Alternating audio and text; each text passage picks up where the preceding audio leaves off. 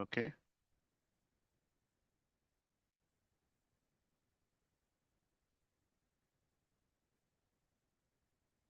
Hare Krishna Prabhus. Can you hear me okay?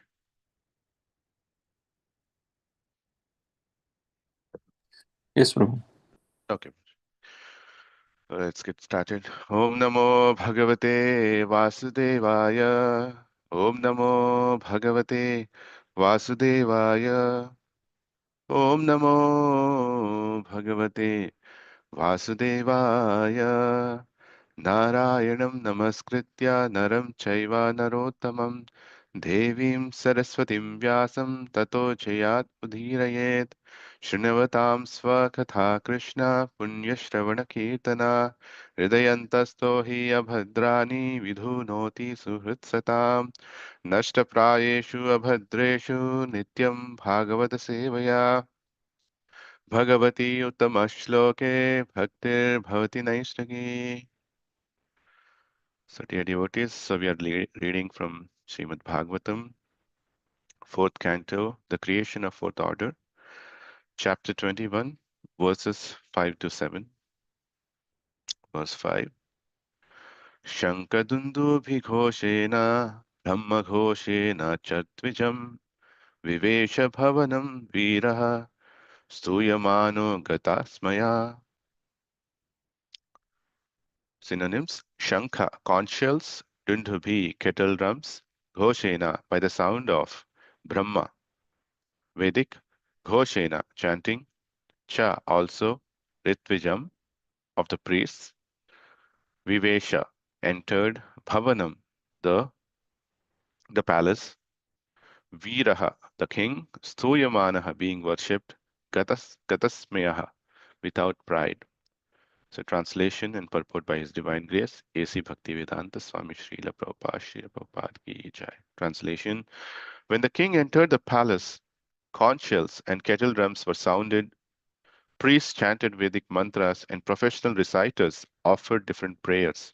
But in spite of all this ceremony to welcome him, the king was not the least bit affected. Purport: The reception given to the king was full of opulence, yet he did not become proud. It is said that It is said, therefore, the great personalities of power and opulence never become proud. And the example is given that a tree which is full of fruits and flowers does not stand erect in pride, but instead bends downwards to show submissiveness. This is a sign of wonderful character of great personalities. Text 6. Pujita pujayamasa tatra tatra mahayashaha Pauran Janab Janapadam Stamstan Pritaha Priya Varapradaha. Translation: Both the important citizens and the common citizens welcomed the king very heartily, and he also bestowed upon them their desired blessings. Purport: A responsible king was always approachable by his citizens. Generally, the citizens, great and common, all had an aspiration to see the king and take benediction from him. The king knew this, and therefore, whenever he met the citizens, he immediately fulfilled their desires or mitigated their grievances. In such dealings, a responsible monarchy is better than a so called democratic government in which no one is responsible to mitigate the grievances of the citizens, who are unable to personally meet the supreme executive head.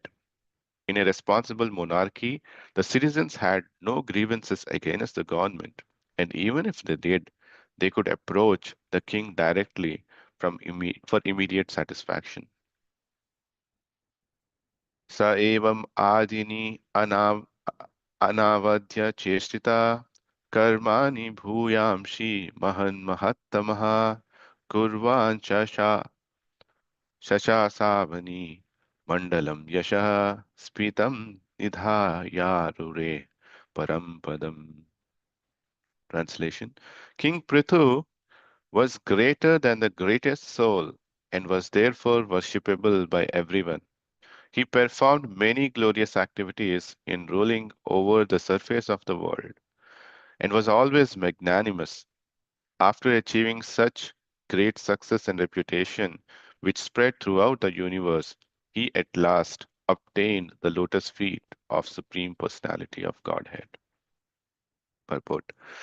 A responsible king or chief executive has many responsible duties to attend to in ruling over the citizens. The most important duty of the monarch or the government is to perform various sacrifices as enjoined in the Vedic scriptures. The next duty of the king is to see that every citizen executes the prescribed duties for his particular community. It is the king's duty to see that everyone perfectly executes the duties prescribed for the Varna and Ashrama divisions of society. Besides that, as exemplified by King Prithu, he must develop the earth for the greatest possible production of food grains. There are different types of personalities. Some are positive, great personalities, some comparative, and some superlative. But King Prithu exceeded all of them. He is therefore described as Mahatamaha, greater than the greatest. Maharaj Prithu was a Kshatriya and he discharged his Kshatriya duties perfectly. Similarly, Brahmanas, Vaishyas, and Shudras can discharge their respective duties perfectly, and thus, at the ultimate end of life, be promoted to the transcendental world, which is called Paramapadam. Paramadam, or the Vaikuntha planets, can be achieved only by devotional service.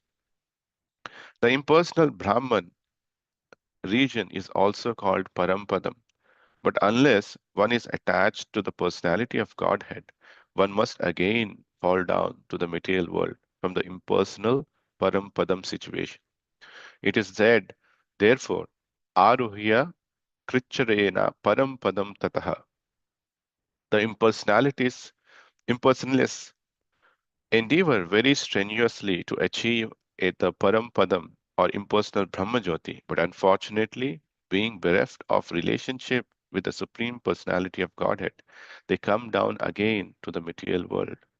If one flies in outer space, he can go very high up, but unless he reaches a planet, he must come down again to Earth. Similarly, because the impersonalists who reach the Parampadam of the impersonal Brahmajyoti do not enter into the Vaikuntha planets, they come down again to this material world and are given shelter in one of the material planets. Although they maintain Brahmaloka or Satyaloka, all such planets are situated in the material world. ॐ अज्ञानतिमिरान्धस्य ज्ञानाञ्जनशलाकया चक्षुरुन्मिलितं येन तस्मै श्रीगुरवे नमः मूकं करोति वाचालं पङ्गवं लङ्घयते गिरिं यत्कृपातमहं वन्दे श्रीगुरून् दीनतारिणम् नमां विष्णुपादाय कृष्णपृष्ठाय भूतले श्रीमते भक्तिवेदान्त स्वामिनिति नामिने नमस्ते सरस्वती देवे गौरवाणी प्रचारिणे निर्विशेष शून्यवादी पाश्चात्यदेशतारिणे वाञ्छाकल्पतरुभ्यश्च कृपा सिन्धुभ्य एव च पतितानां पावनेभ्यो वैष्णवेभ्यो नमो I would like to seek blessings from all the Vaishnavas who are present here. Please empower me so that I can correctly present the topic in accordance with scriptural injunctions. And in that attempt, I can purify my mind and heart. So I collected a few points from many devotees uh, listening over the years. So today I'll be summarizing some of them. So as we know that in these words, the good qualities of a Vaishnava is mentioned, like of King Prithu, who is a Vaishnava, Shakti Avesh avatar of the God. Good qualities of him is present. And also it's shown uh, how a Vaishnava can achieve the ultimate purpose of his life to go back to Godhead, right? Just by following the duties. So in the good qualities, I can recollect uh, Srimad Bhagavatam words, Canto 5, 18 chapter, verse 12, where it says, Yasyati bhaktir bhagavati akinchana sarvair gunesh tatra samasate sura harav abhaktasya kuto mahadguna mano manorathena asati dhavato bahihi. So the translation is that all the demigods and their exalted qualities, such as religion, knowledge, and renunciation, become manifest in the body of one who has developed unalloyed devotion of the Supreme Personality of Godhead, Vasudeva. On the other hand, a person devoid of devotional service and engaged in material activities has no good qualities, even if he is adept at practice of mystic yoga or the honest endeavor of maintaining his family and relatives. He must be driven by his own mental speculations and must engage in the service of the Lord's external energy. How can there be any good qualities in such a man? So therefore, in this material world, we can see like sometimes we come across many people who are atheists, but they have some good qualities. Probably they're good at charity or helping hand, or they can speak sweetly. And sometimes we get this into bewildered mode, like, okay, there are many devotees, but we feel that these devotees don't have such good qualities as these people who are atheists.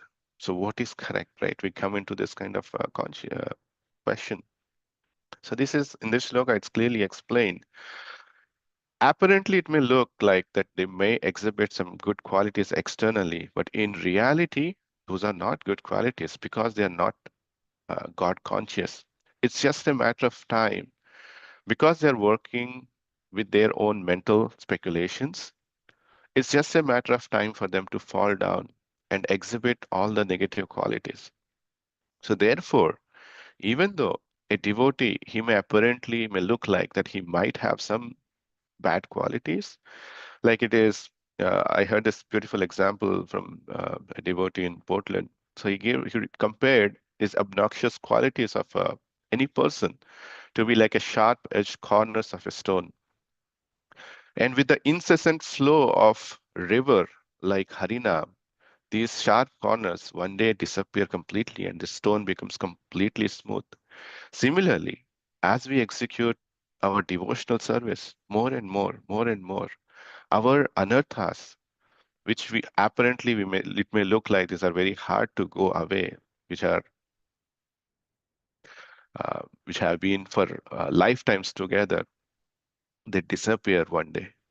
The only thing that we need to do is actually to have this incessant flow of Harinam in our life, incessant flow of devotional service in our life.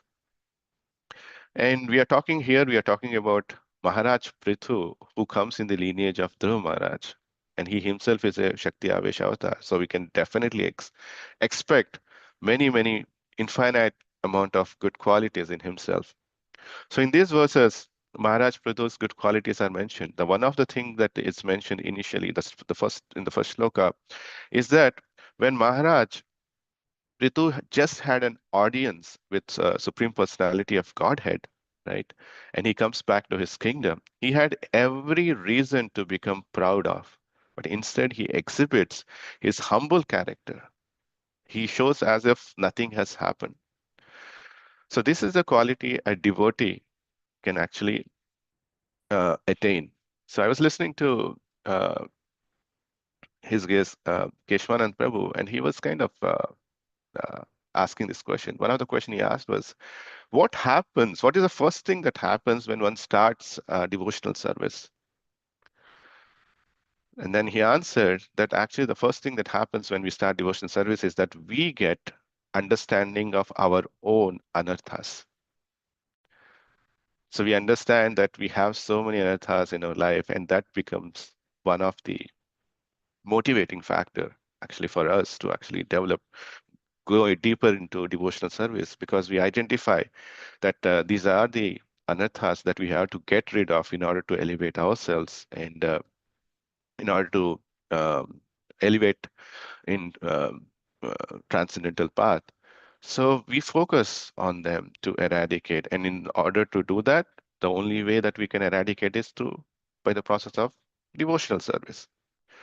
So, so that's because if we don't have an understanding of our own bad qualities, then there is first we have to understand that there is a need, right? Without having a need, you will not work on it. So that was Prabhuji's take. So, and the first quality that Maharaj Prithu exhibited is humbleness, right? So, what is humble or what's the real humility? So, this is explained by Prabhupada. This is a part of the conversation between Harivilas Maharaj and Prabhupada. And he said that humility is nothing but to have complete dependence on Krishna, or just depending on Krishna's mercy exclusively is what the humility means. Like how we can expand it is we can understand in our lives when we do certain things, sometimes we get into this controller mentality, thinking that like this, we are doing what we are doing, I'm able to do it. But understanding that whatever we are doing is only because of Krishna's mercy on us. Krishna's energy is actually helping us to uh, do these activities. So when we come to that platform, that's a true humility. And one of the things that came clearly, so Lord, when Lord appears in our life, we become more and more humble. That is one of the characteristics that is exhibited by Maharaj Prithu here. So I was kind of digging in if there is any real world examples. So I came across this person called Alexander Eben. He had this near-death experience, and many people who had this near-death experience, and they proclaim that they have seen something like a light, tunneling light, and they transcend, they travel through that tunnel of light and then reach to a certain place, and they see sort of people or world, actually a surreal world which is existing beyond it. They can also identify their own relatives. Um, and they also get to meet a person which they call it as a god.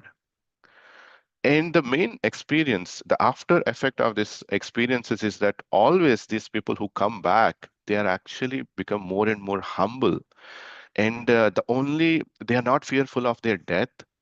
The only thing that motivates them to keep going is actually they want to serve people, they want to make people happy, and they're completely content. So it's not only what we hear in the scriptures, but in real world also it exists. And as we know, this is completely true in our own Srila Prabhupada case. And we know that Srila Prabhupada had audience with Krishna many, many times. And he had audience with Narad Muni, Lord Shiva. He was regularly seeing them. Then we can understand that he was here just to distribute fruits of God to all of us. In fact, he left Vrindavan at his ripe age to give us all Vrindavan. These all centers around the world. He created such a shelter for all of us. Uh, and it's a true meaning of Vasudeva Kutumbakam. Now, now we are so fortunate that we have been given such an opportunity. We have to do two things. One, as Bhaktivinoda Thakur Maharaj says, the real benefit of associating with a sadhu is actually to perform, to meditate on the qualities of sadhu. So yesterday, His Grace Ishwara Gaurang Prabhu was sharing this example of Ravana. Like Ravana was whenever Ravana meditated on, wanted to become like Rama to exploit Sita Devi, whenever he used to think about Rama, all the good qualities started coming and all his lusty desires were eradicating. So similarly, when we meditate on the qualities of sadhu, Param Vaishnava like Srila Prabhupada, automatically our heart will be purified. Just not by performing ritualistic activities, Vaishnav Sadachar externally, but we have to understand the meaning, uh, why we are doing it, related to the higher cause. And second thing, follow his instructions, that's all. As we know, one has to follow his religious duty based on varna and ashrama. In this Kali Yuga, we don't know like what we are, who we are actually, as Kshatriya, but at least we are trying to be a devotee. So we have to just follow his instructions and follow the occupational duties of a devotee by following his instructions. And we will once all we will be transferred to spiritual world. So those were some of the points that I could collect and think.